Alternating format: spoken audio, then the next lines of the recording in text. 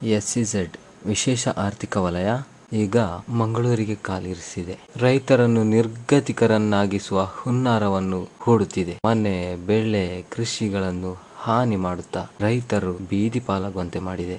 Gregory ಪತ್ರಾವ್ ಅವರು ಒಬ್ಬ ನೇಗಿಲ ಯೋಗಿ. ಯಾವುದೇ ಪೂರ್ವ ಸೂಚನೆಗಳಿಲ್ಲದೆ ಮನೆಯನ್ನು ಎಸ್ಇಝೆಡ್ನ ಅಧಿಕಾರಿಗಳು ಧ್ವಂಸಗೊಳಿಸಿದ್ದಾರೆ. ಅವರಿಗೆ ಹಕ್ಕು ನ್ಯಾಯ ದೊರಕಿಸುವ ನಿಟ್ಟಿನಲ್ಲಿ ಗ್ರೆಗರಿ ಅಭಿಮಾನಿಗಳು ಮಂಗಳೂರಿನ ಜಿಲ್ಲಾಧಿಕಾರಿ ಕಚೇರಿ ಎದುರು ಉಪವಾಸ ಸತ್ಯಾಗ್ರಹ ಹೂಡಿದ್ದಾರೆ. ಇಡೀ ಖಜಾನೆಯನ್ನೇ ಕೇಳುವೆವು, ನಾವು ಬೆವರನ್ನು ಸುರಿಸಿ ದುಡಿಯುವ ಜನ. ನಾವು ಬೆವರನ್ನು ಸುರಿಸಿ ದುಡಿಯುವ ಜನ, ನಮ್ಮ ಬೆವರಿನ ಪಾಲನ್ನು ಕೇಳುವೆವು.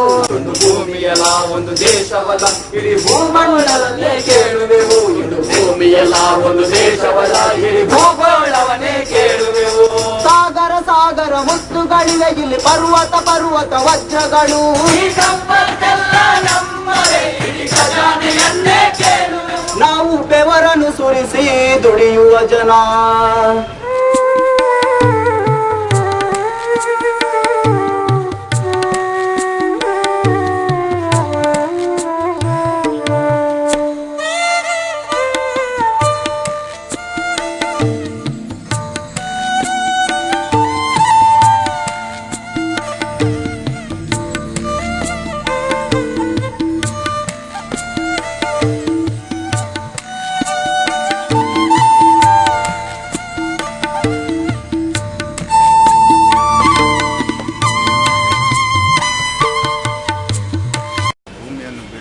ಇಲ್ವಾ ಅಂತೇಳಿ ಒಂದು ಡೌಟಲ್ಲಿ ನಾನು ಇದ್ದೇನೆ.